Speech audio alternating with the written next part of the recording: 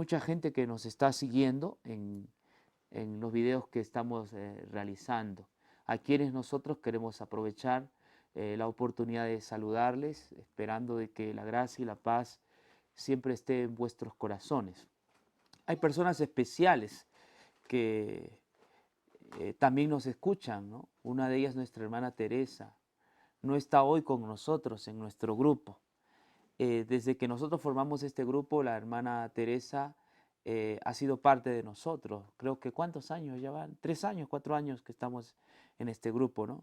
Ella ha viajado a los Estados Unidos, entonces desde aquí le mandamos un caluroso saludo, esperando que su estadía ya sea también de bendición. Asimismo también tenemos dos hermanos que se encuentran en ese mismo país. Es el hermano Pedro y la hermana Rosita, a quienes también les tenemos en nuestro corazón, nuestras oraciones están con ellos. Asimismo a todos los hermanos que nos conocen, que a través de el internet hemos hecho mucha amistad y somos como hermanos porque siempre estamos pendientes unos por otros, aunque estamos distanciados, usted sabe, por las fronteras, por los países, sin embargo, hay comunicación, ¿no? Y podemos nosotros dialogar con ellos, eh, contar nuestras experiencias de cómo hemos llegado al conocimiento del Evangelio.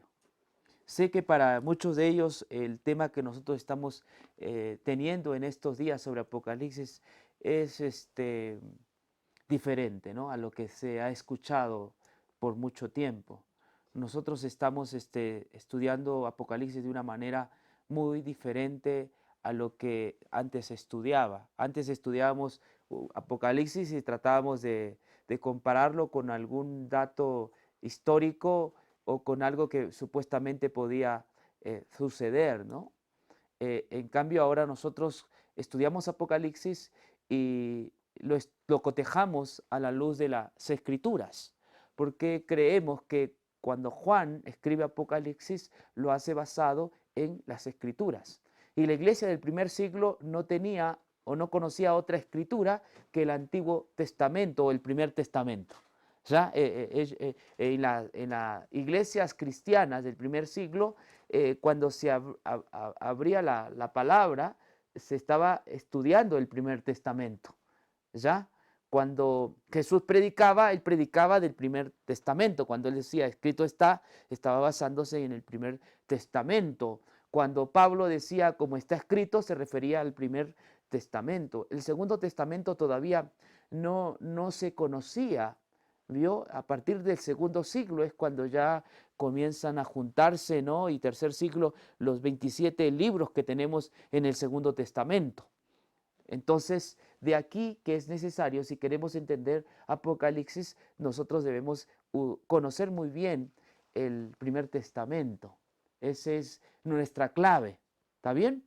Apocalipsis no habla de cheat, no habla de cibernética, no habla de wifi, no habla de bombas atómicas.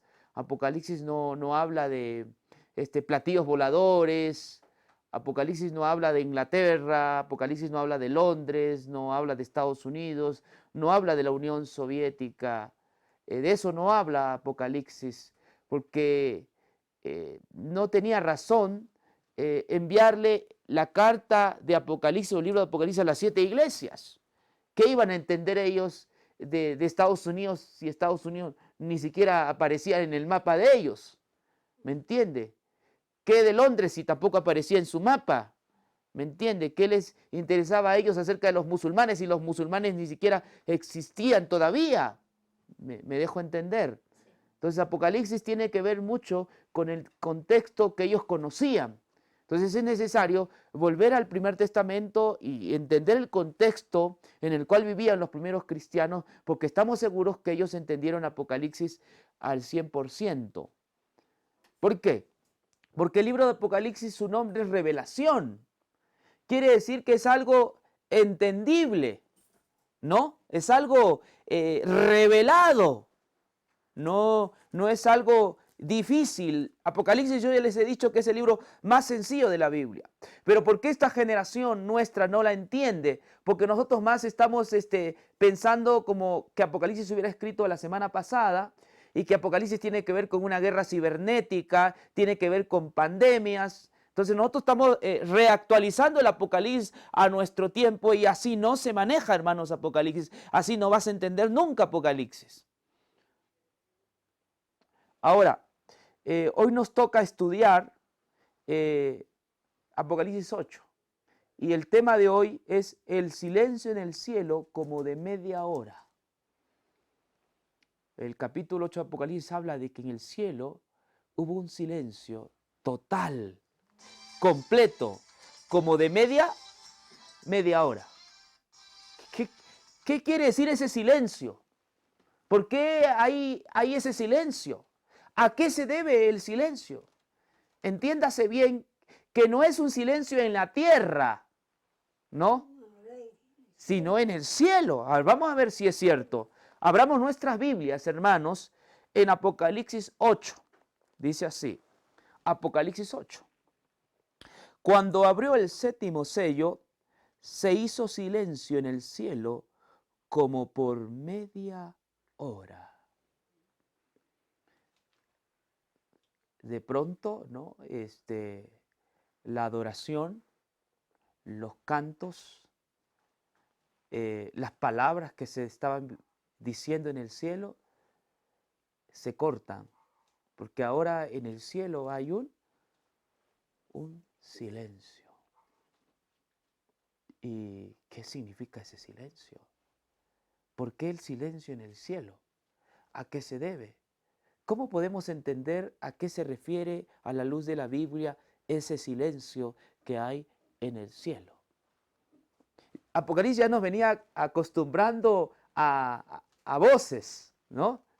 Nosotros ya hemos avanzado bastante y usted si no más recuerda cuando comenzamos leyendo, lo que se escuchaba en el cielo era canto, lo que se escuchaba en el cielo era adoración, exclamaciones, hosanas, se hablaban el uno al otro, se escuchaba en el cielo, en Apocalipsis dice eso. Pero de pronto llegamos al 8 y hay un silencio completo. Y voy para recordar, vamos por ejemplo a Apocalipsis 1.10. Apocalipsis 1.10, esto hemos leído también, ¿no? 1.10 dice, yo estaba en el Espíritu en el día del Señor y oí detrás de mí una gran voz como de trompeta. Apocalipsis no está acostumbrado a voces. Y dice que Juan escucha una voz como de trompeta. Otro verso que también nos habla que Apocalipsis es un libro activo, ¿no? Y donde siempre hay voces, donde siempre hay una canción que cantar, hay un salmo que entonar, hay una palabra que decir. Apocalipsis es eso. Apocalipsis siempre hay un canto que cantar, un salmo que entonar, hay una palabra que decir. Apocalipsis no es mudo, Apocalipsis es activo. Pero en esta ocasión, de forma inesperada, inusitada, se hace un silencio en el cielo como de media hora. Veamos otra forma de ver Apocalipsis de forma activa. Es 4, por favor, 5 y 8. Dice así, Apocalipsis 4, 5 y 8. Y del trono salían relámpagos y truenos y voces, y delante del trono ardían 7 lámparas de fuego, los cuales son los 7 espíritus de Dios. Delante del trono había como un mar de vidrio, semejante al cristal, junto al trono y alrededor del trono 4 seres vivientes llenos de ojos delante y detrás. Y los 4 seres vivientes, cada uno 6 alas, y alrededor y por dentro estaban llenos de ojos. Y no cesaban día y noche de decir, Santo, Santo es el Señor, Dios poderoso, el que era, el que es y el que ha de venir. Dice, no cesaban de día de decir, Santo, Santo. Dios Todopoderoso. De pronto estos cantos son interrumpidos por un silencio. El silencio del cielo. El silencio de Dios. Otra palabra que también encuentro ahí en Apocalipsis 5. Miren lo que dice. 5:6. en adelante. Y miré, y en medio del trono y de los 4 seres vivientes, y en medio de los ancianos, estaba en pie un cordero como inmolado, que tenía 7 cuernos y 7 ojos, los cuales son los 7 espíritus de Dios enviados por toda la tierra. Y vino y tomó el libro de la mano derecha del que estaba sentado en el trono. Y cuando hubo tomado el libro, los 4 seres vivientes y los 24 ancianos se postraron delante del cordero. Todos tenían arpas y copas de oro llenas de incienso, que son las oraciones de los santos. Y cantaban un cántico diciendo: digno eres de tomar el libro y de abrir sus sellos, porque tú fuiste inmolado y que con tu sangre nos has redimido para Dios de todo linaje, lengua, pueblo y nación. Y ellos cantaban ininterrumpidamente. Apocalipsis es un libro activo. Siempre en Apocalipsis hay un canto que cantar, un himno que entonar, hay una palabra que decir. Sin embargo, del caballo, ¿Al séptimo o al octavo? No, al séptimo sello. Llegamos al séptimo sello. Séptimo sello. ¿Sí? El sexto ya hemos estudiado, ¿verdad? El sexto sello, hemos estudiado el quinto, el cuarto, y siempre vamos a ver actividades, ¿me entiende? Vamos a ver actividades en los sellos. El caballo blanco, hay actividad. En el caballo de color amarillo o bermejo también hay actividad. Miren, hermanos, hay algo que para mí resulta ser sorprendente. Hace 15 días estudiamos el sexto sello y pareciera que todo debía acabar en el sexto sello. ¿Sí? O sea, pareciera que todo tenía que acabar ahí. ¿Por qué? Miren lo que decía el sexto sello. Y miré cuando abrió el sexto sello, y aquí hubo un gran terremoto, y el sol se puso negro como tela de silicio, la luna se volvió toda como sangre, las estrellas del cielo cayeron sobre la tierra, como la higuera deja caer sus higos cuando es sacudida por un fuerte viento, y el cielo se desvaneció como un pergamino que se enrolla, y todo monte y toda isla se removió de su lugar, y los reyes de la tierra, los grandes, los ricos, los capitanes, los poderosos, todo siervo y todo libre se escondieron en las cuevas y entre las peñas de los montes, y decían a los montes y a las peñas: caed sobre nosotros y escondenos del rostro de aquel que está sentado sobre el trono y de la ira del Cordero, porque el gran día de su ira ha llegado, y quién podrá sostenerse en pie. Pareciera que todo se acabó allí, porque hay una serie de revoluciones que suceden al abrirse el sexto sello. El sol se oscurece, estrellas que caen, ¿no? La luna roja, montes que se mueven de su lugar, y se exclama porque el gran día de su ira ha llegado. Pero de pronto, cuando uno entra al capítulo 7, que también ya hemos visto, se le dice: un momentito, un momento. Todavía que los vientos no caigan sobre la tierra, porque faltan que sean sellados los santos. O sea, que todavía esas catástrofes que están allí en el sexto sello no caigan, porque falta que los siervos de Dios sean sellados. Y eso es 7.1. Vamos a dar una mirada para entrar rápidamente al 8. 7.1. Después de esto vi 4 ángeles en pie sobre los 4 ángulos de la tierra, que detenían los 4 vientos de la tierra, para que no soplase viento alguno sobre la tierra, ni sobre el mar, ni sobre ningún árbol.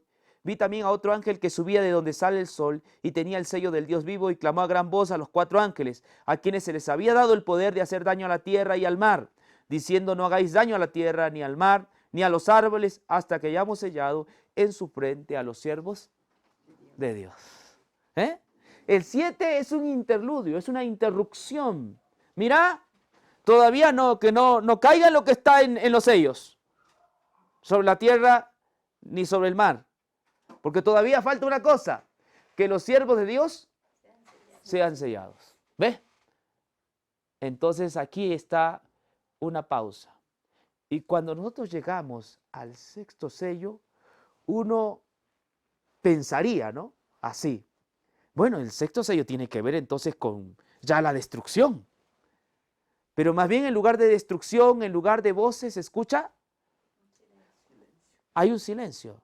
Prácticamente no se escucha nada, es silencio. ¿No? Uno esperaría que el séptimo sello sea más activo, ¿no? Más contundente, ¿no? Más bien en el séptimo sello hay un silencio. el silencio de Dios. ¿Por qué el silencio? ¿Para qué el silencio? Voy a hacer algo más pastoral y luego voy a hacer algo más teológico. Primero voy por lo pastoral. Muchas veces cuando nosotros estamos pasando por situaciones difíciles y complicadas, ¿no? Y a veces hasta calamitosas, por decirlo así, y estamos nosotros orando a Dios y pidiéndole a Dios y clamándole a Dios para que Él nos escuche, Dios nos contesta a través del silencio. Y eso como que nos impacienta, ¿no? Yo no sé cuántos de ustedes le han pedido algo a Dios y Dios está en quietud. Dios parece que estuviera de brazos cruzados, como si no haría nada. Alguien hace poco me preguntó, ¿por qué muchas veces cuando me preparo un sermón para la iglesia lo predico con tanta fluidez, pero cuando ese mismo sermón le quiero predicar a alguna, alguna persona individualmente, a algún vecino o vecina, me eclipso? Yo le digo que a veces no es necesario que prediques, a veces el silencio dice mucho y hace mucho. En este caso, Dios está en silencio y con su silencio hace mucho. ¿Sabes qué hace? Escucha. ¿Sí? Porque si Dios estuviera siempre en actividad, no puede escuchar. Dios entra en silencio porque Él va a escuchar. ¿Sí? Imagínense si todos hablaran y alguien quiere hacer un pedido. ¿Cómo podría hacer un pedido si todos están hablando? Ni siquiera le entenderíamos qué es lo que nos quiere decir. Y a veces el silencio es un bálsamo, es medicinal, es la respuesta. Entonces, cuando la Biblia dice que en el cielo había un silencio como de media hora, está diciendo de que Dios está escuchando. ¿Sí? Se ha puesto a escuchar. Y no estoy tan lejano de entender esto, porque ahora sí le voy a dar la parte teológica, le he dado la parte pastoral, de ministración, ¿no? De que no te preocupes, si Dios está en silencio es porque te está escuchando. ¿Sí? Y vendrá la respuesta. Media hora es poco. ¿Sí? Y pronto vendrá la respuesta para el pedido que tú estás haciéndole a Dios. Si Dios está en silencio es porque te está escuchando. Y entonces esto sucedió en el cielo. Dice que hubo un silencio como de media hora cuando se abrió el séptimo sello. Y ahora sí, ¿cómo podemos nosotros a la luz de las Escrituras entender qué es este silencio de una forma ya más teológica? ¿Hay en las Escrituras alguna parte en la cual encontramos de que Dios hace silencio? Yo alguna vez les dije que para entender Apocalipsis usted tiene que estar familiarizado con el Primer Testamento, con las Escrituras. Y sí, hay una parte en la cual nosotros vamos a encontrar que había un silencio total. Y era cuando se presentaba la ofrenda en el santuario, en el lugar santo, cuando se presentaba la ofrenda del incienso, había un tiempo de silencio. Cuando el sacerdote entraba con el incienso, ¿no? al santuario, al lugar santo, entraba en reverencia y adoración y ahí había un silencio dentro del santuario y también el pueblo estaba afuera expectante y había un silencio. El pueblo estaba afuera orando en quietud, no orando de una forma estridente, bulliciosa, sino que estaba orando en quietud, en aflicción. Sí, porque Personal sería. sí, personal. Esto está en las Escrituras, vamos a ver. Esto de Juan, del silencio de media hora, está en el Antiguo Testamento y es parte del culto judío, ¿no? Es parte del culto judío. En Éxodo, por ejemplo, lo que yo les digo, en Éxodo, esto es historia, ¿no? En Éxodo 30, 34 y 36.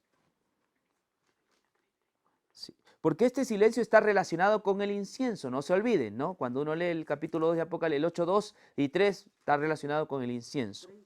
Sí, Éxodo 30, 34 y 36, lo leo. Dijo además Jehová a Moisés, toma especies aromáticas, estacte y uña aromática y galvano aromático, incienso puro, de todo en igual peso. Y harás de ello el incienso, un perfume según el arte del perfumador, bien mezclado, puro y santo. Y molerás parte de él en polvo fino, y lo pondrás delante del testimonio, en el tabernáculo de reunión, donde yo me mostraré a ti, o será cosa santísima.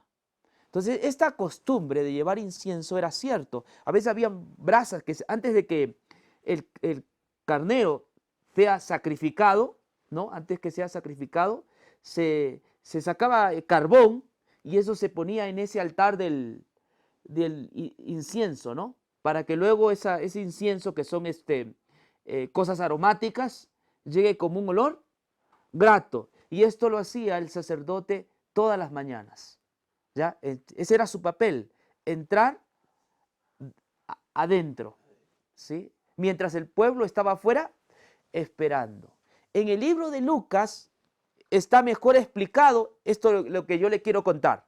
Y este es de Zacarías, usted no sé si se acuerda. Zacarías 1, 8. Vamos a ver.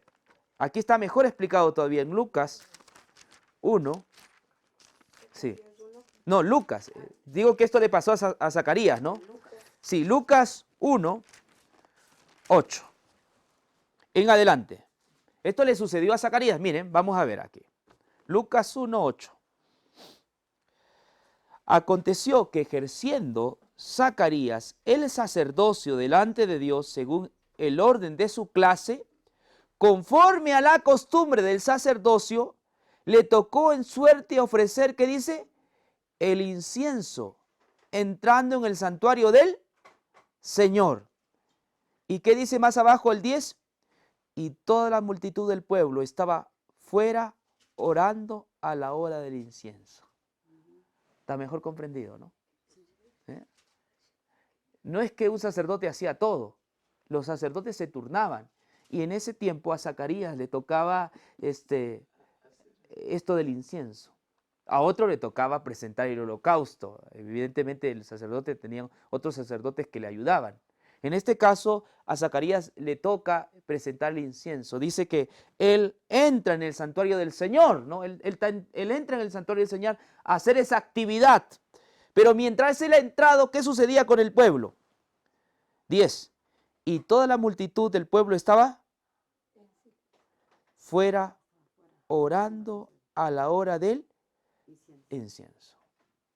En santa quietud el sacerdote hacía su obra dentro en silencio, mientras el pueblo afuera que estaba orando. Y pasó algo que significa espera más abajo. Vamos a ver el 19-21, miren.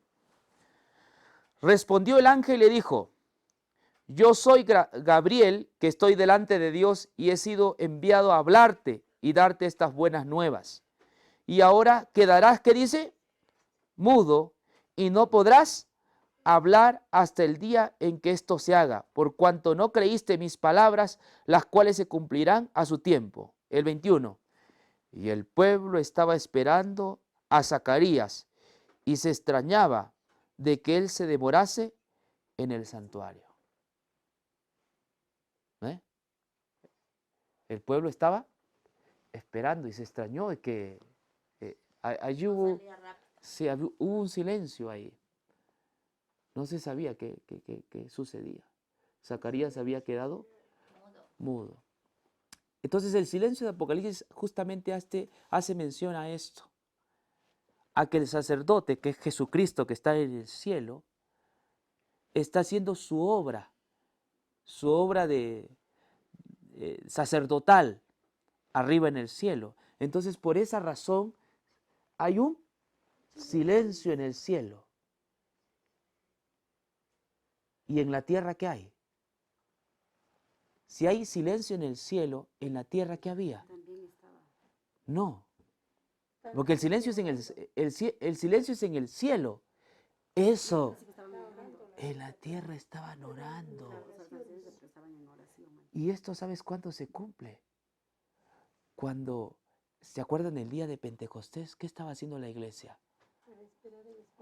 Estaba orando. Mientras el sumo sacerdote Jesucristo estaba haciendo su obra, ellos estaban, ¿qué? Orando. En esa hora magnífica de presentación, ¿me entiende?, de su justicia, la iglesia primitiva estaba orando. Entonces, hay una relación, hay una conexión innegable en esta historia que les digo del Pentecostés con Apocalipsis 8. Hay una tremenda relación. Volvamos ahora sí nuevamente a Apocalipsis 8, ¿no? Dice así: cuando abrió el séptimo sello, se hizo el silencio en el cielo como por media hora. Hay un escrito judío donde dice que en el quinto cielo, esto dicen los judíos, no un escrito judío de la época, donde dice que en el quinto cielo los ángeles alababan al Señor toda la noche. Pero en la mañana, cuando el pueblo de Dios oraba a Dios, los ángeles callaban, el cielo estaba en silencio. Entonces, esto da a colación a lo que estamos mencionando. Jesucristo está haciendo su obra sumo sacerdotal a favor de su pueblo. Entonces, en ese estado, arriba hay silencio, porque Dios necesita escuchar a ¿quiénes? A sus hijos. Sus hijos son los que están orando.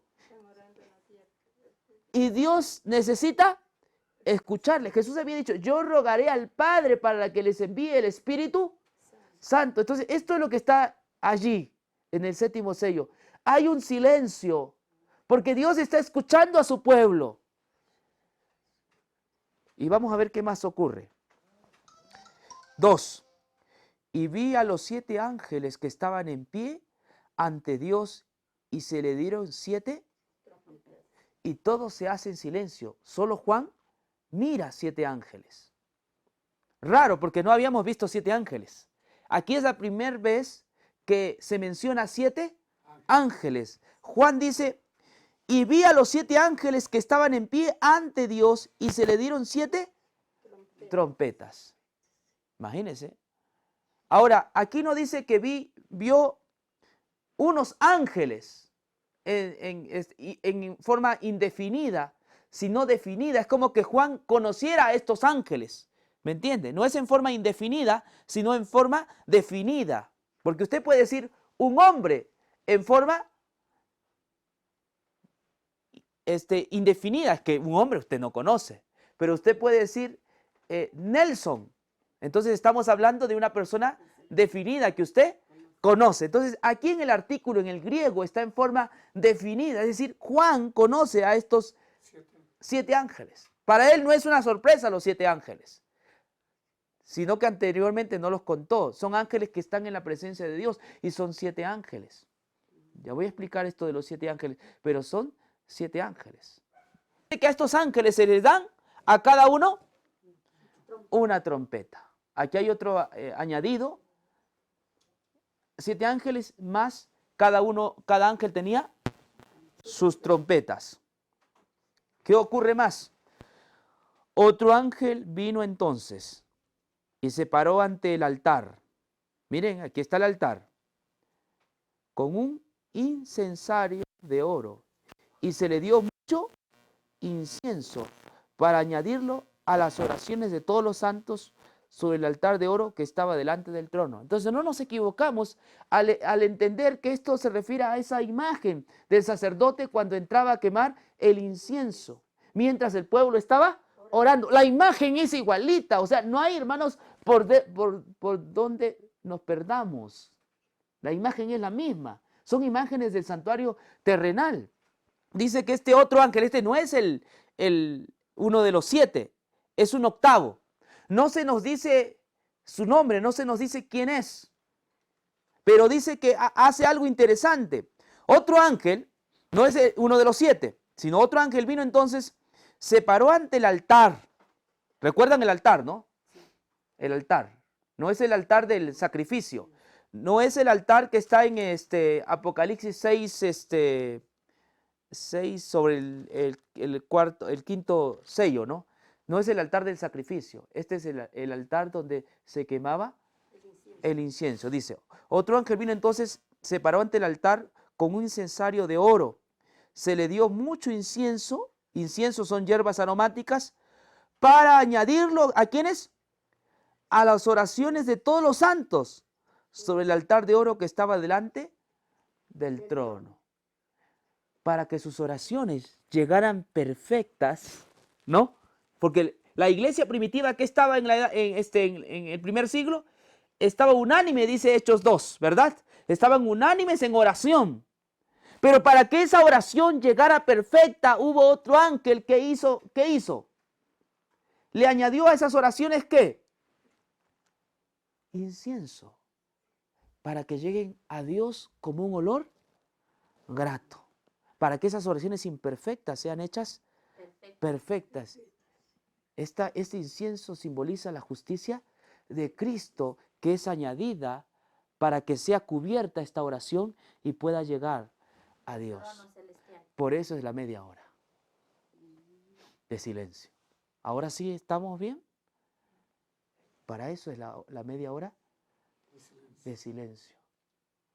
Las oraciones llegan a Dios, pero purificadas con la justicia de Cristo. ¿Qué más ocurre? Dice así. Para añadirlo a las oraciones de todos los santos, sobre el altar de oro que estaba delante de él. ¿De dónde? Del trono. Interesante. El altar de oro que estaba ¿de dónde? Delante del trono. Cuando usted vea trono, usted tiene que pensar en qué.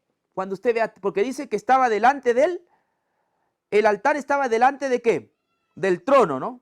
Sí, es interesante. Sobre el altar de oro que estaba delante del trono. Está el altar de oro allí y está el trono. Interesante esta parte de acá. El altar de oro es el altar donde estamos viendo el incienso y que esa estaba muy cerca a la cortina que separaba el lugar santo del lugar santísimo. El trono es el lugar santísimo. Es interesante esta parte. El trono es el lugar santísimo, donde estaba el arca del pacto, donde estaba el propiciatorio también. Entonces, en Apocalipsis ya no hay velos. ¿Ok? Era directo. ¿Sí? Juan no dice que hay un velo, no dice eso. Juan dice que el altar del incienso estaba frente al trono. No hay velos, no hay divisiones, porque Cristo es el Señor del nuevo pacto. Cristo es el nuevo Moisés, es el nuevo Aarón, es el Señor del nuevo pacto. Entonces no hay esas separaciones. Y de aquí vamos a trabajar juntos. Estas escenas se van a ver siempre juntas. No hay tales separaciones. No hay eso de un lugar santo o un lugar santísimo. Ya en el nuevo pacto la entrada es directa. Porque Cristo es el velo. ¿Entiende? Y Él nos hace aceptos y accesos al lugar santísimo. Entonces, esta escena es interesante, ¿no?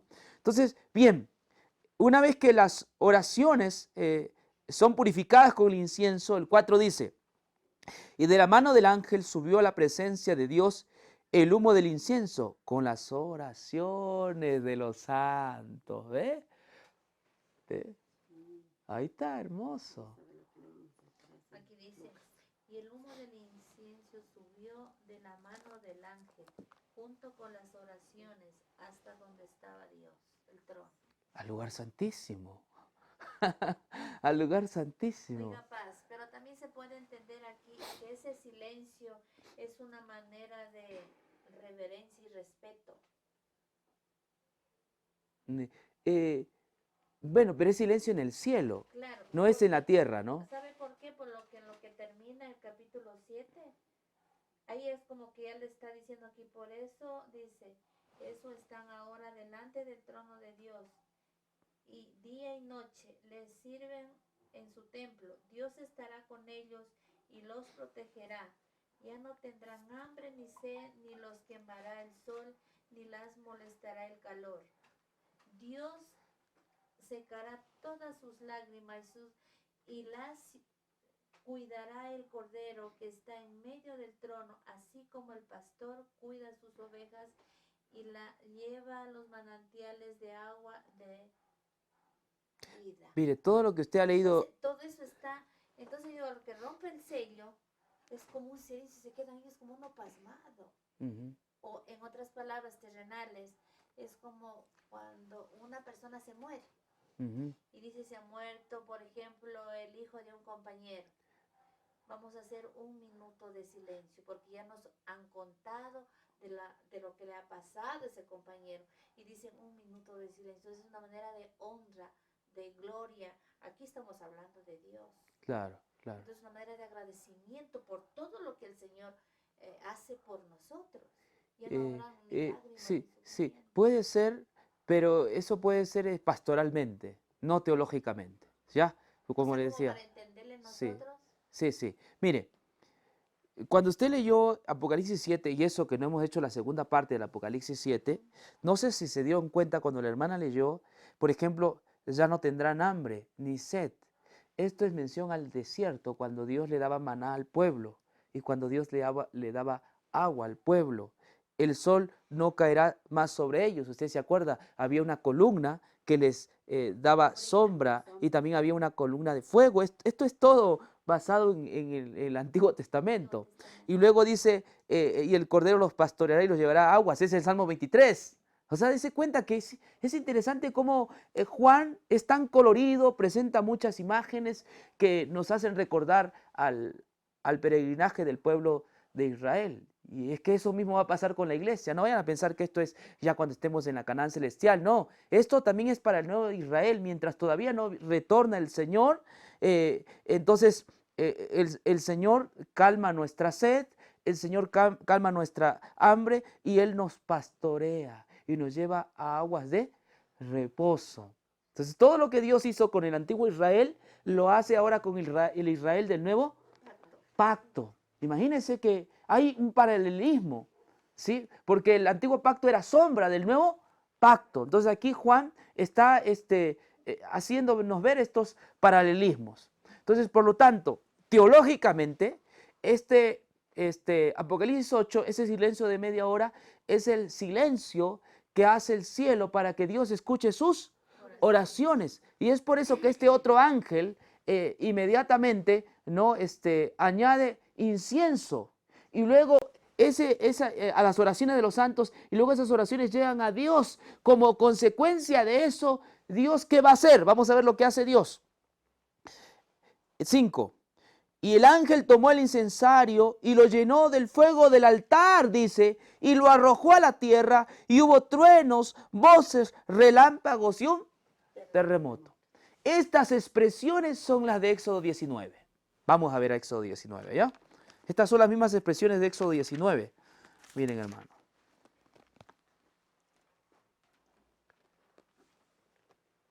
(16) Aconteció al tercer día, cuando vino la mañana, vinieron, ¿qué dice? Truenos, relámpagos y espesas nubes sobre el monte y sonido de bocina muy fuerte, y se estremeció todo el pueblo que estaba en el campamento. Esto sucedió también cuando luego que Dios aceptó las oraciones de sus apóstoles, las oraciones de los que estaban allí en el Pentecostés o antes del Pentecostés, en el aposento alto, se estremecieron y recibieron ellos el Espíritu Santo de la promesa. Vamos un ratito a Hechos para corroborar lo mismo, ¿no? Hechos, por favor. Hechos 2.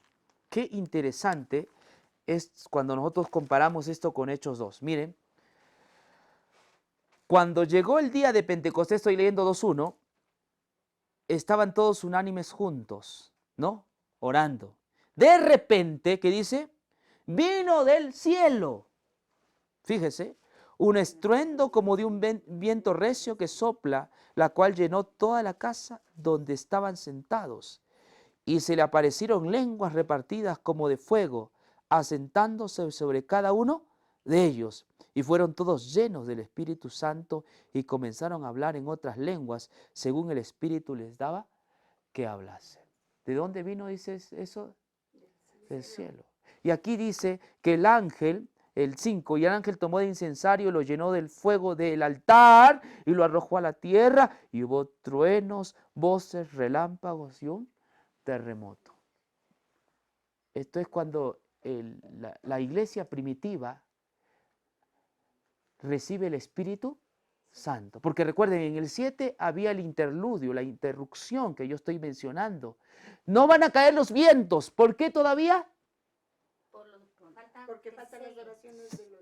No, porque falta que los siervos de Dios sean sellados. Entonces no van a caer los vientos se detienen. Parecería que en el sexto sello todo se acabó, todo terminó. Pero no, en el 7 sí, no, detengan, todavía no. Entonces, antes que Israel sea destruido, caigan las plagas sobre esta nación apóstata que había matado al Mesías, la iglesia tenía que recibir el Espíritu Santo para que antes que se destruya, ellos predicasen el Evangelio, comenzando de Jerusalén, Samaria y por todos los alrededores de la tierra. ¿Estamos?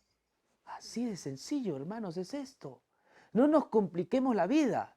Esto es más sencillo de lo que nosotros pensábamos. Solo que hay que estar muy identificados con las Escrituras. Ahora, una vez que reciben el Espíritu Santo, a los ángeles se les entrega a cada uno una trompeta. ¿Cuántos ángeles son? 7 ángeles.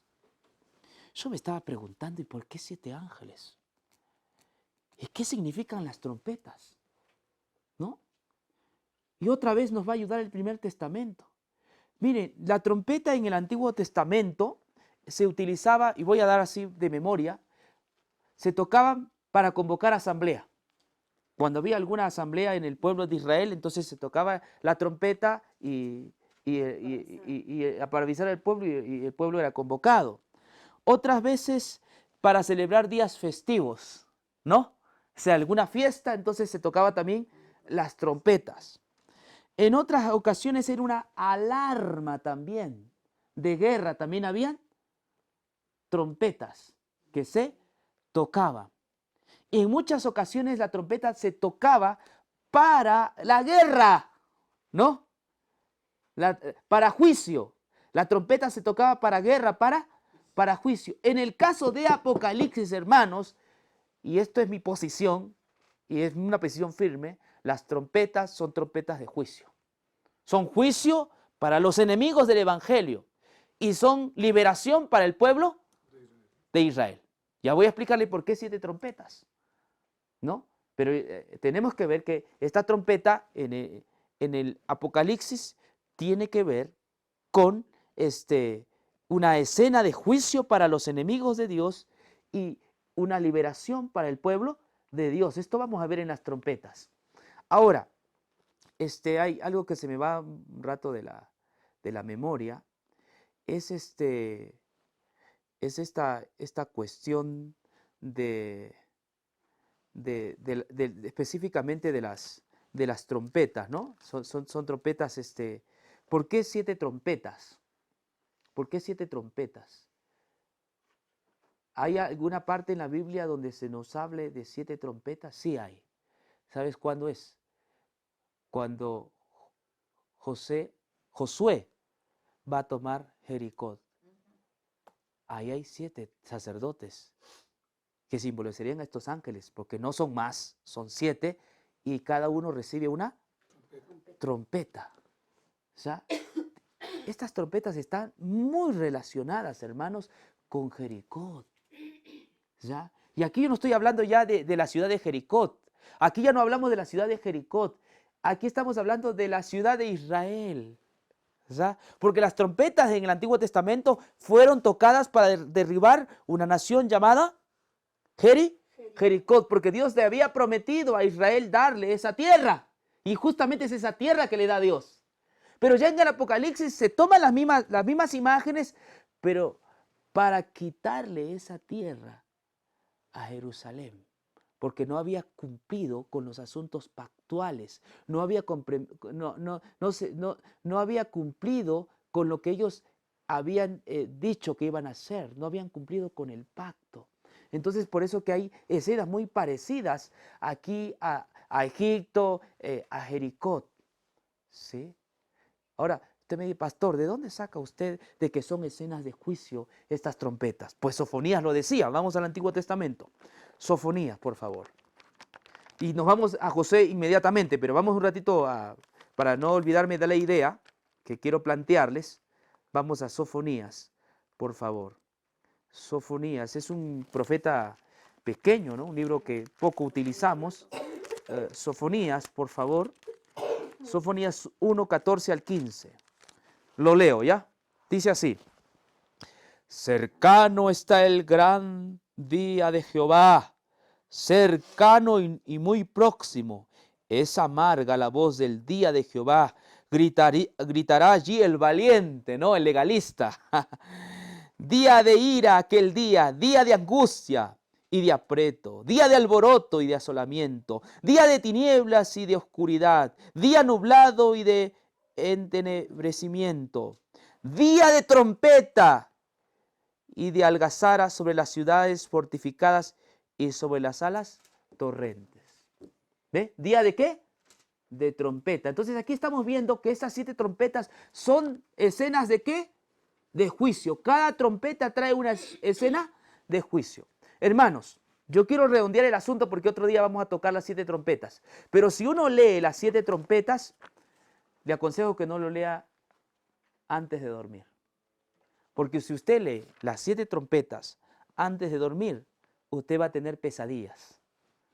¿Ya?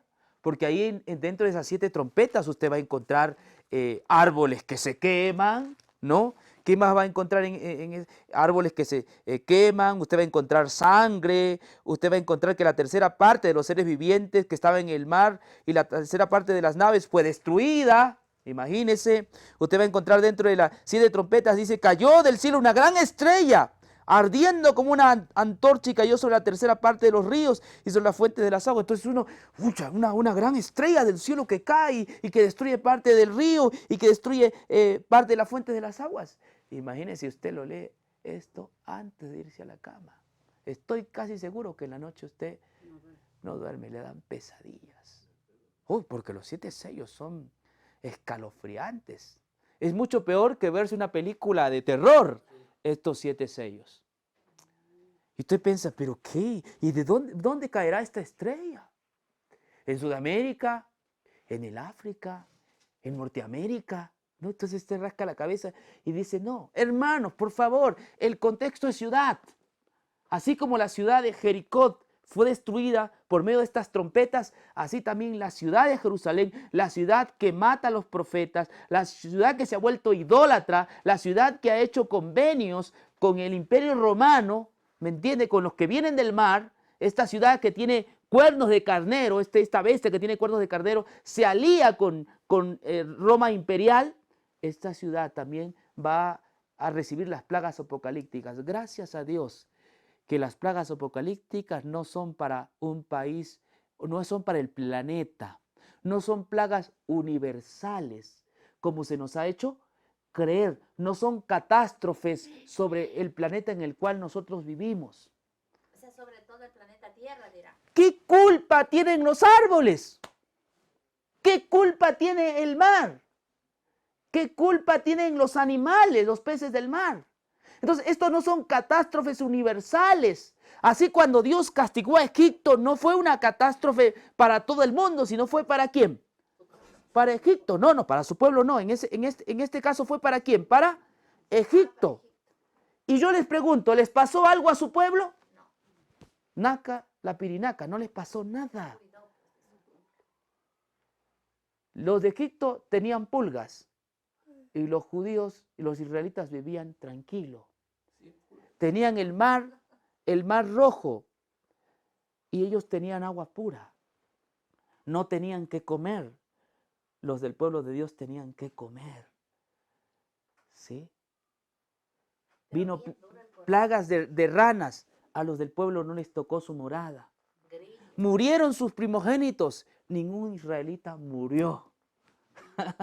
Entonces, estas 7 trompetas específicamente han de caer sobre la ciudad que se ha vuelto prostituta. Israel se había prostituido, siendo una iglesia santa. El pueblo de Dios ahora aparece como una gran ramera, que ahora montaba una bestia de 7 cabezas que era el imperio romano, y tenía que ser castigada, y los juicios van a caer.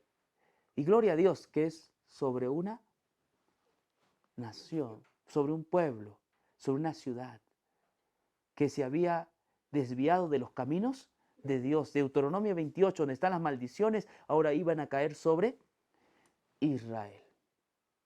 Ahora sí, vamos por favor a Josué. Yo les había dicho Josué, ¿no? Josué 6.3, por favor. Hermano, Josué 6.3. Otra vez Josué nos va a ayudar. Yo veo mucho paralelismo, las 7 trompetas con Josué. Y ya les voy a explicar por qué. Josué 6, ¿no? Miren, dice así. Y 7 sacerdotes llevarán, ¿qué dice? 7 bocinas de cuerno de carnero delante del arca. Y al 7º día daréis 7 vueltas a las ciudades, y los sacerdotes tocarán, ¿qué dice? Las bocinas. Y cuando toquen prolongadamente el cuerno de carnero, así que oigáis el sonido de la bocina, todo el pueblo gritará a gran voz, y el muro de la ciudad caerá. Entonces subirá el pueblo, cada uno derecho hacia adelante. ¿Cuántos sacerdotes había? 7. Nos habla, ¿de qué llevaban estos sacerdotes? Bocinas. Sí, bocinas, pero ¿qué más? Delante del arca. Miren lo que dice. Sí, delante del arca. Cuando usted lee Apocalipsis 11, dice que Dios vio el arca, Juan vio el arca abierto en el cielo. ¿Sí? Entonces, esa imagen es igualita, o sea, no podemos perdernos. Y aquí dice que cuando tocaron la última trompeta, ¿qué pasó con las murallas? Miren lo que dice el 20. Entonces el pueblo gritó y los sacerdotes tocaron las bocinas, y aconteció que cuando el pueblo hubo oído el sonido de la bocina, gritó con gran vocerío y el muro se derrumbó.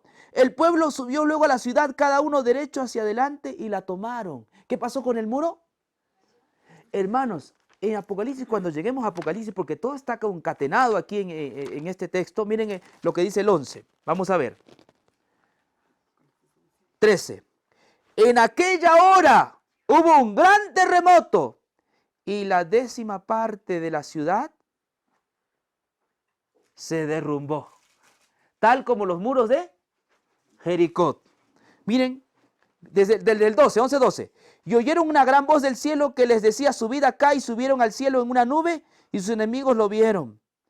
En aquella hora hubo un gran terremoto, y la 10ª parte de la ciudad se derrumbó, y por el terremoto murieron en número de 7,000 hombres. Y los demás se aterrorizaron y dieron gloria al Dios del cielo. El segundo ay pasó, he aquí el tercer ay viene pronto. Entonces, la imagen que vemos en Apocalipsis es muy parecida a lo de Jericó. 7 trompetas. ¿Se acuerdan el cordero cuántos cuernos tenía? 7 cuernos. Son cuernos ahora que van a ser utilizados para castigar a Israel. Al Israel no actual, sino a Israel que había rechazado al Señor Jesús. Por eso yo decía, gloria a Dios, que estas 7 trompetas no son catástrofes universales como hacen creer los futuristas, o como hacen creer esos tipos que les gusta estudiar el Apocalipsis. Usted ve en YouTube Apocalipsis, usted se estremece, se asusta, porque hablan de cosas que van a caer sobre la tierra, estrellas, destrucciones de Norteamérica, que va a desaparecer del lado del Caribe, ¿no? Y cosas así. Entonces, no, hermanos, Dios no hace eso. Los castigos de Dios en este aspecto es sobre una ciudad, así como Dios castigó a Egipto, ¿sí? Castigó a Jericó, así también ahora Dios te toca castigar a aquellos que hicieron pacto con Él, que un día lo crucificaron y llegaron a ser idólatras, haciendo componendas con el imperio romano. Entonces todas estas cosas han ocurrido. Cuando lleguemos a cada trompeta, veremos cómo estos se van cumpliendo al pie de la letra en el pueblo de Israel. ¿Sí? Al pie de la letra en el pueblo de Israel. O sea, ¿Preguntas? lo que ya se cumplió. Sí. O sea, ya no es como decían que va a llover granizo ¿cómo es? Al porte Talento. de un talento, que quería decir eso como un quintal de cemento. Sí, claro, sí, sí. Vamos a ver en uno de los de las trompetas, justamente de ese granizo grande, pero no cae sobre la tierra, no cae sobre nuestro planeta. Eso cae sobre una nación que había crucificado al dador de la vida y le había dicho que no. Nosotros tenemos a Moisés por maestro, ¿tú quién eres? ¿No? Al que Que lo le negaron. al que le dijeron, tú en nombre de Belzebut, tú echas demonios. Entonces el Cordero ahora en el santuario tenía que tomar venganza sobre esa nación, ¿sí? Entonces Apocalipsis es un libro ya cumplido, no está por cumplirse, es un libro ya cumplido. ¿De dónde saco? Es sencillo. Cuando Juan escribe este libro, ¿a quiénes les entrega? A las 7 iglesias. A las 7 iglesias. Dice, escriben un libro y entrégale a las 7 que están en Asia Menor. Ellos qué entendían sobre un cheat, ellos qué entendían sobre wifi, ellos qué entendían sobre hecatombe, sobre guerras mundiales, ellos qué entendían sobre Rusia, sobre Londres, sobre Estados Unidos. Imagínense, sería una burla que Juan le diera Apocalipsis a alguien que ni conocía que era Estados Unidos, que era la Unión Soviética. ¿Sí? Que de cheat, que internet, que pandemias, ellos qué entendían de esas cosas. ¿Sí me entiendes? Sería una burla. No, Apocalipsis fue un libro que cuando lo leyeron los hermanos de Asia Menor, se gozaron, porque se dio cuenta que Dios estaba al control de sus vidas y que Dios los libraría de esa gente mala y perversa que había crucificado y que algún momento Dios tenía que castigar en breve a esa nación que perseguía a los santos y que utilizaba el nombre de Dios para matar a los cristianos. Entonces, el libro de Apocalipsis para esa iglesia fue un libro consolador y fue sencillo entenderlo. Vuelvo a repetir, no lo entendemos nosotros, porque nosotros cuando leemos Apocalipsis inmediatamente queremos comparar con alguna cosa que nosotros vivimos. Ah, el SIDA. Alguien decía, sí, la enfermedad del SIDA, ¿ve? No, pero la peste bubónica mató más gente que el SIDA, ¿ya? Y estamos hablando mucho antes de que apareciera el SIDA y había la peste bubónica. Entonces, hermanos, no, esto es específicamente para una ciudad. Una ciudad que había matado a Cristo, al dador de la vida. Dios no podía cruzarse de brazos. Entonces esta es la contestación. ¿Hasta cuándo vengas nuestra muerte? ¿Hasta cuándo nos haces justicia? Y el Señor le dijo, descansen todavía, pero en breve de tiempo se hará justicia. Entonces cuando se abren, se tocan las trompetas, son trompetas de juicio para este pueblo inicuo y de liberación para su pueblo. También coincide cuando dice cayó la Gran Babilonia. Sí, por supuesto, claro, usted ya está, exacto. Esa Babilonia ahora era Jerusalén, ya no era la Babilonia de Nabucodonosor, era Jerusalén, la cueva de ladrones, la sinagoga de Satanás. Era ahora Jerusalén, la que albergaba profetas inicuos, la que en nombre de Dios perseguía a los cristianos. Esa era la prostituta que ahora debía ser condenada juzgada y recibir todas las maldiciones de Deuteronomio 28, porque esas maldiciones tenían que cumplirse. ¿Cuándo se cumplieron? Se cumplieron justamente en el Apocalipsis. Todas aquellas cosas pasaron. Y por supuesto, eso seguirá pasando contra todo aquel que se opone al Evangelio, ¿no? Tendrá su Apocalipsis. Toda persona que se opone al Evangelio tendrá su Apocalipsis, tendrá que vérselas con Dios. A mí no me haces daño, ¿me entiendes? Tendrás que vértela con Dios. Dios es el juez y Dios tomará justicia contra toda nación que se levante contra el Dios de la Biblia y contra su Cristo, nuestro Salvador. ¿Está bien?